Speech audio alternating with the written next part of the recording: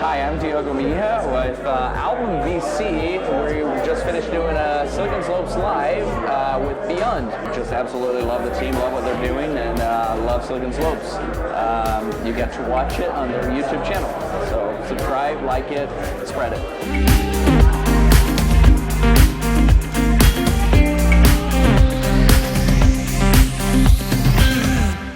Any time in life where you're not updated on a product or a service that you purchased, you start to panic. And so the best companies in the world do everything possible to keep their customers on the same page so that they don't have to call them whenever they have a question. So that's our end goal, is to relieve the anxiety level of our customers' to arm our customers with a platform that they can invite their customers to.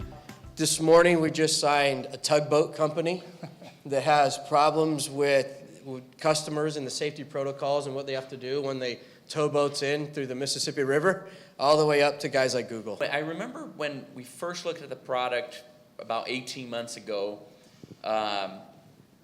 you guys had paying customers, right? And you had somewhat of a crappy product.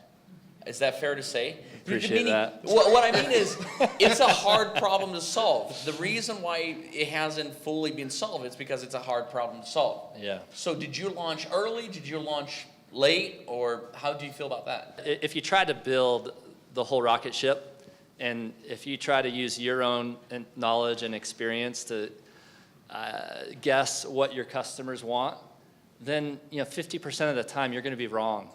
And so the concept is, build the absolute minimum that your customers will use and that your customers will pay for, and then launch it.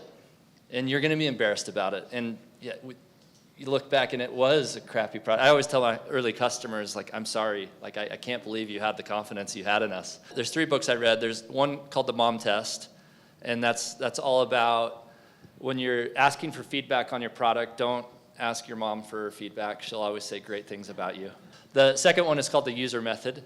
The user method is the Henry Ford example, right? If he would have listened to his customers, he would have built a chariot with room for more horses, but he didn't. He innovated. And then the third one, I think, is the most popular one, Lean Startup by Eric Ries, that plays off of that concept of build the minimum and then listen to your customers and evolve. Pete, when you first started Beynd, you were the exiting VP of sales from Dealer Socket, and your first 2 hires were sales guys. How do you explain that? We're talking product, and then it's like, okay, you just hired 2 sales guys. Yeah. One being Todd, who can sell anything, right? I think 2 concepts. One is throughout my whole professional career, I've always been taught to hire in 2s. If you don't hire in 2s, you don't have any comparison.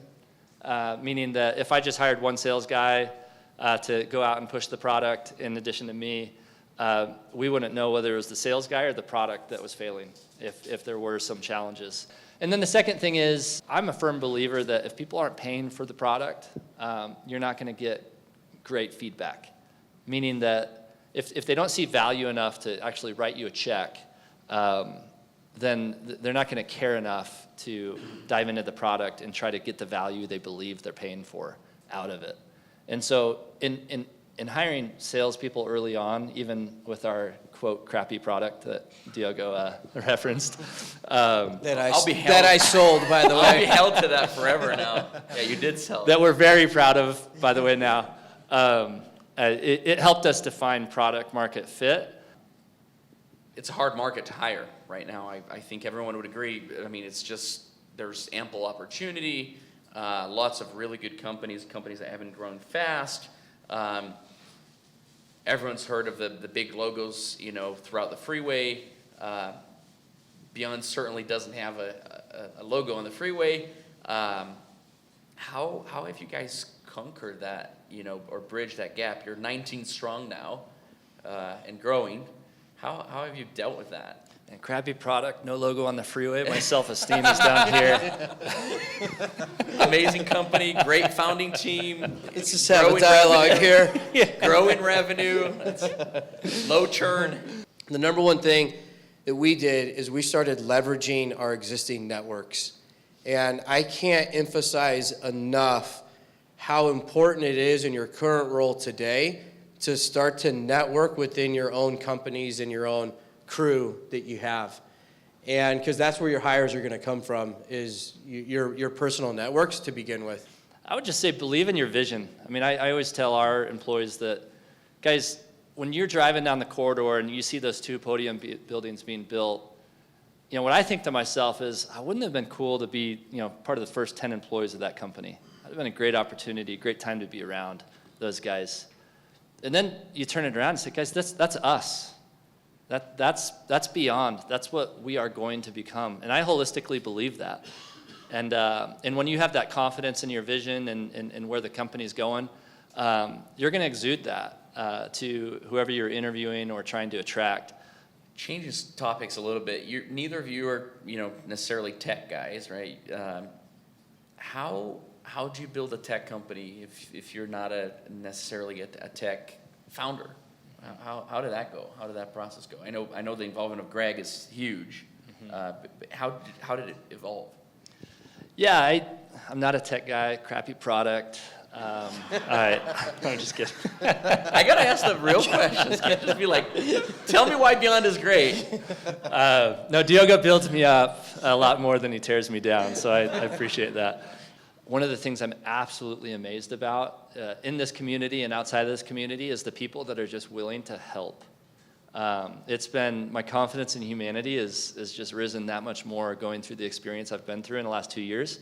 And it will continue. I'm not the smartest guy in the room, but I think grit is probably a quality that I'm proud of. If you look at the makeup of our company, Peter's the CEO of the company, but he's still very, very involved with the product and the direction of the product. And a piece of that comes from, you can only be 2 to 3 layers away, no matter what level you are at a company, from the customer. And that's where, even though you're not a tech person, you're still at level 1 with the development team and at level 2 with the customer, meaning the customer comes to me and then to Peter, and he's still right there connected to it. And early on, I remember looking at a lot of interviews that you had done. I think it might be interesting to tell a little bit about the interviewing process that you did.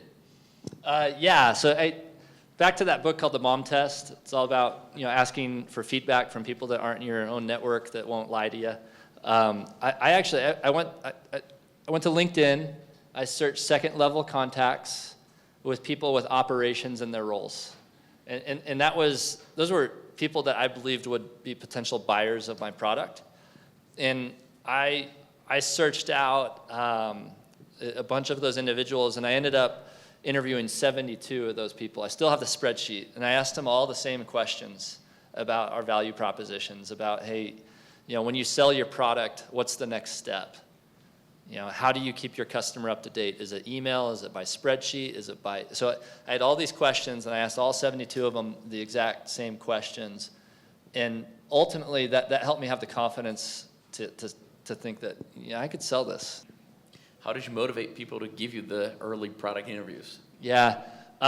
One, personal messages. I didn't use any automation. There's a lot of automated tools on LinkedIn where you get befriended, and then by coincidence, 5 minutes later, you get a message from that individual. It's kind of tacky when you do that. And so I just told my story. I had the message that said, hey, listen, I'm starting a startup from a pain and big frustration I had in my last job, and this is what it was. Do you have that frustration in your job? Right? And if they said yes, can we talk? Then it was a conversation. So 72 of them. And a lot of it too, though, was, hey, I know, looks like you know Billy at ABC Company, right? He's my friend, wondering if I can connect with you. He thought you might be a good person to connect with. That goes a long way to people on LinkedIn. So we literally went to Upwork. I got a list of companies and people from Upwork. And I got 500 lists. I got 500 names. It cost me like $200. And we literally just manually emailed these people. And we just thought, I wonder if this works. And day one, after emailing 500 people, we were like, oh, this sucks. On day 2, we started getting demos. And I was like, holy smokes, this works. So we then went to an automated emailing piece, And then I supplemented that all with phone calls. I have an email marketing team, and they find people that are top prospects. They email those people. Then I literally take that list, I source it out to India through Upwork. I get all the phone numbers through Zoom Info. It's basically my phone book, right? I have somebody over there for, it's pennies on the dollar, that gets me the phone numbers. I take that and I dump it into my dialer, and that's what I have my team calling. I'm a holistic believer that if you've lived your life right, you've treated people right, you should be able to go and find those people without hiring a recruiter, posting job applications. And so we have the fortunate benefit to, just surround ourselves with awesome people. Like I just think of our team, and I'm humbled that they would come work for us and that believe in our vision. And they're the ones that create culture, and they're the ones that create an atmosphere that people want to come work for. Utah is a phenomenal place to start a company. Like the business atmosphere, like I said early on, I've been floored with how many people are willing to help, period, with no benefit of their own. And so if you're thinking of starting a company or you have started a company, let me help. Like reach out to me. I want to share my experience, my euphoria moments, my utter terror moments. And I'll continue to share those with you as I evolve because we're still super young.